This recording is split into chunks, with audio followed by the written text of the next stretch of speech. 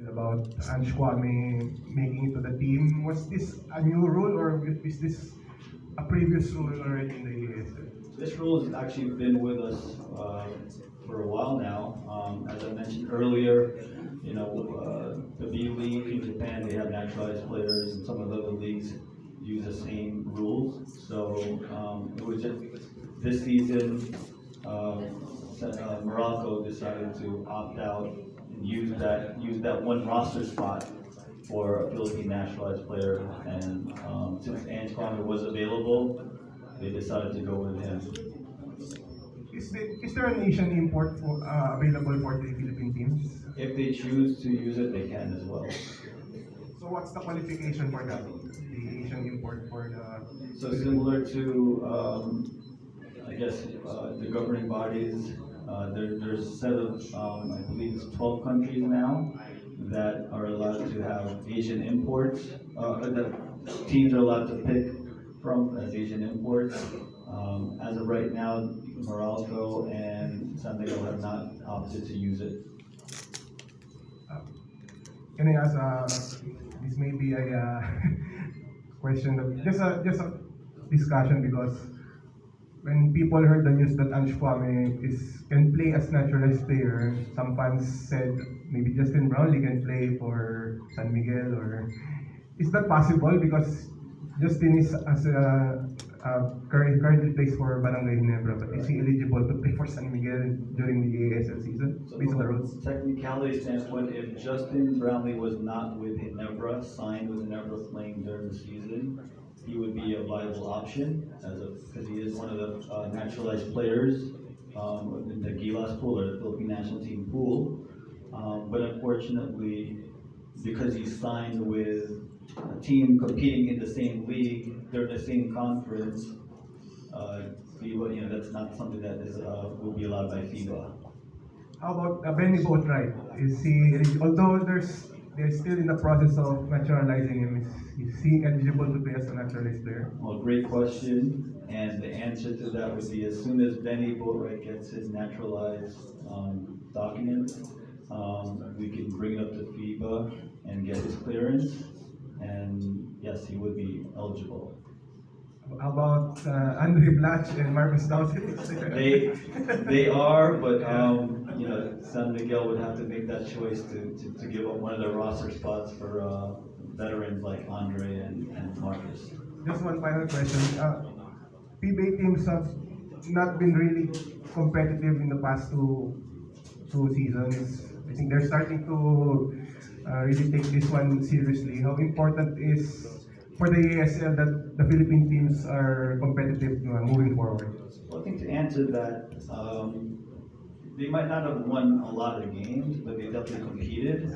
Um, you know, the way that the league is structured, it's hard for everybody. The Taiwanese, the teams from the P League, the teams from the B League, they all playing in their domestic leagues.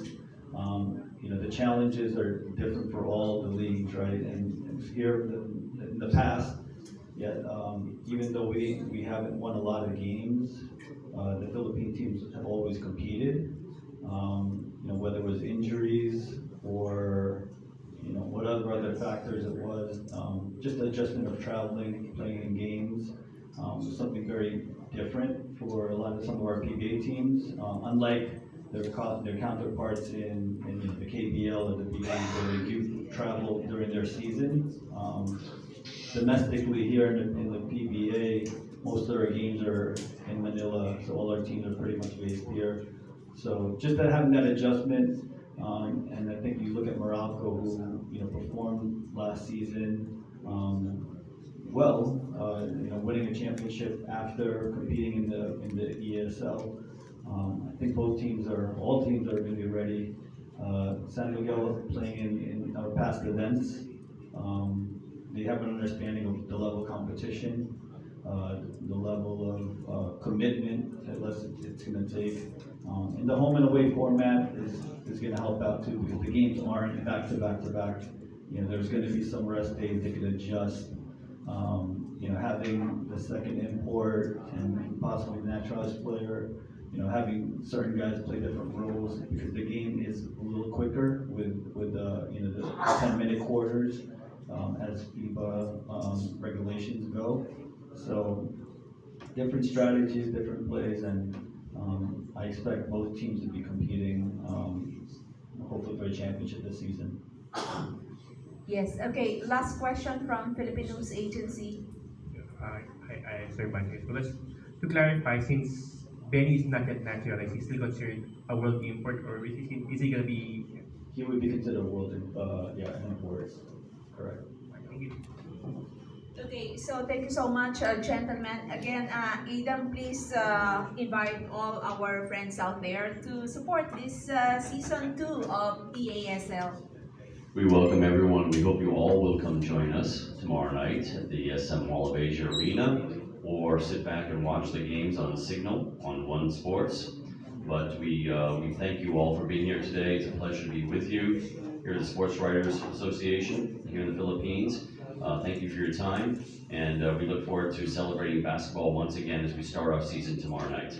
Thank you. And Dan, please. Yeah, just a second to echo what Adam mentioned. We welcome all of you, not only for tomorrow's game, but for the whole ESL season. Please let us know. I think we had some media accreditation documents that went around. If you haven't been accredited by ESL, please approach Adam, myself, or my colleague Tyler Schiff, who will be handling the media relations for the season.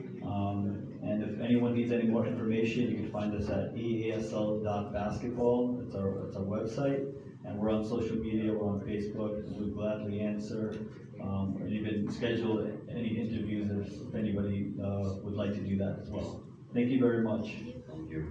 Let's go basketball watching tomorrow. EASL live at Mall of Asia Arena. Thank you very much. PSA Sports Forum, until next time. God bless everyone.